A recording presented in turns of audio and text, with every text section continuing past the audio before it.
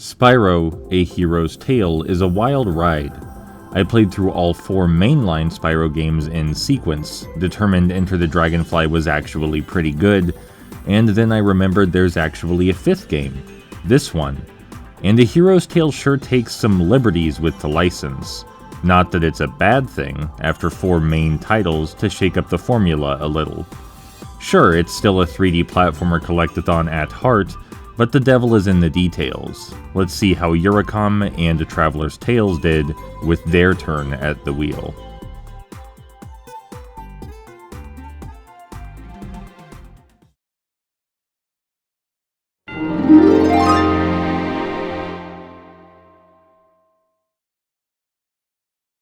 As the tale spins, there was a powerful dragon elder named Red. In his lust for power, he betrayed his people and was banished from the dragon realms for his misdeeds. But, as villains tend to do, he's come back for revenge. Using dark gems, he plans to siphon all life and magic from the world. It's up to your familiar purple protagonist to take him down. More or less, it's a pretty standard action-adventure narrative, though it deviates in some key ways. Most notably, its tone. Spyro, A Hero's Tale, acts like an outright parody of its genre at some points.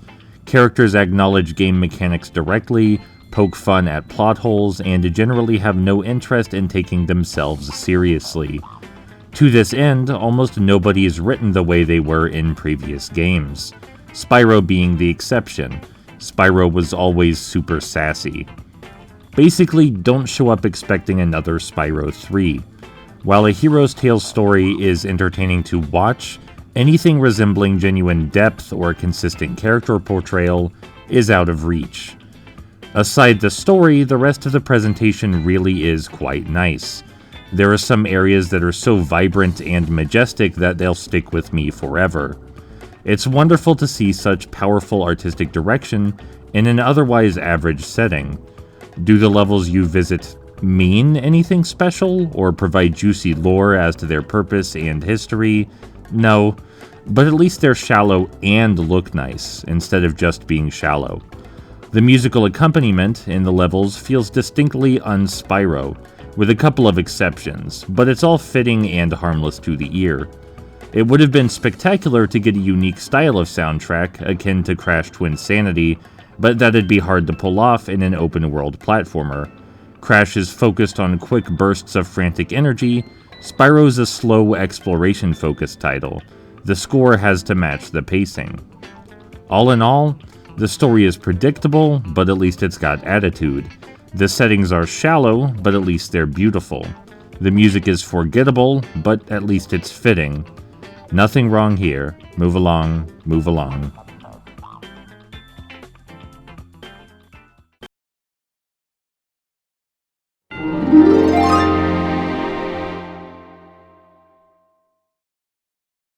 Spyro's back, and he controls different this time. You can still jump, glide, flame, and charge, but the physics and properties of these moves are entirely reworked. Now the flame isn't a quick burst that fans out in front of you, but instead a focused stream of fire which lasts longer. Jumping while charging functions completely differently, and charging in general is less useful as a method of traversal. And, perhaps most importantly, instead of a post-glide flutter, Spyro can now do a proper double jump. Is any of this a problem? Not at all. The game was created with the reworked movement in mind and explores the mechanics well. There are still plenty of harrowing jumps that require mastery of Spyro's glide, and the level design is clever enough to utilize practically every ability at your disposal. And speaking of the level design, it's somewhat dissimilar to the earlier games in the series. In Spyro 1 through 4, there were principles governing the map layout. You could explore levels that initially seemed linear, but later looped back on themselves with a new perspective. You'd then use this new perspective to discover collectibles that were previously out of reach, or at least out of sight. In A Hero's Tale, there are sections of level that accomplish the same thing. You traverse an area, glide or climb somewhere new, and obtain a new angle on the environment.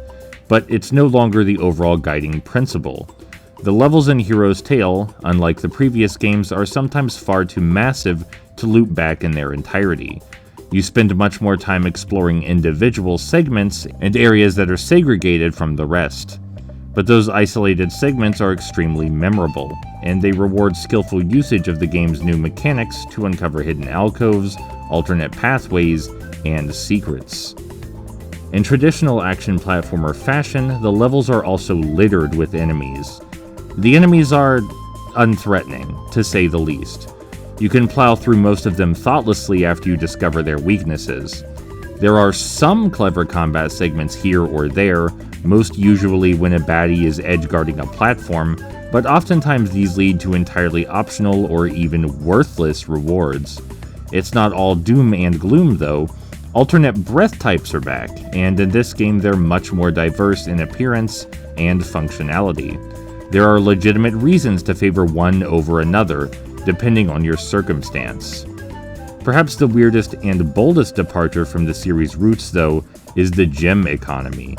In A Hero's Tale, gems are no longer a finite resource. They're instead a regular currency, collected and spent much the same way as bolts from Ratchet & Clank. This isn't necessarily a terrible idea, especially since Moneybags Shop stocks so many permanent upgrades that you can save up for. That said, the execution is miserable. Gems are dropped by enemies, and said enemies, along with their gems, respawn when you die or re-enter an area. This makes grinding trivially easy. That could actually be said for the game as a whole, really. Trivially easy. Since I played Hero's Tale right off the heels of the first 4 games, I initially was pretty careful with my platforming and approach to enemies, because too many deaths means you run out of lives, and running out of lives means you start a level all over. It's an effective way to add stakes and tension to an otherwise breezy game. Except, unlike the first 4 games, Hero's Tale doesn't have lives.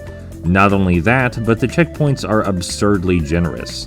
It felt much less like I was fighting for my life, and more like I was on a pleasant Sunday stroll. If I mess up, who cares? Last checkpoint was 10 seconds ago, and I have infinite retries.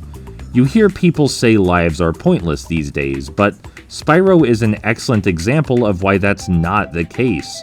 Lives are sometimes a means to add consequence, to give the player a reason to do better, to give them some actual investment in their success, and to make them fear failure. In case you can't tell, I think the gameplay in A Hero's Tale is a bit uneven. It's not awful by any means, but it's barely engaging and interesting. Just barely so.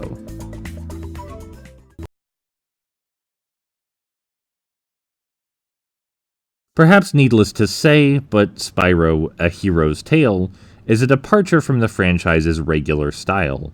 In a way, it feels like a marriage of Spyro to Ratchet & Clank, or Jak and Daxter. The levels are much larger, and you transition into them seamlessly. The ground is littered with currency for you to upgrade yourself, and Moneybags has Gadgetron-style kiosks. Some echoes of Spyro's original design still linger, though, and along with varied breath types, they help give Hero's Tale its own identity. There's enough Spyro here to call it Spyro, but it clearly wanted to branch out and try something different as well. It works, and it's alright, but it's difficult to evaluate as a sequel.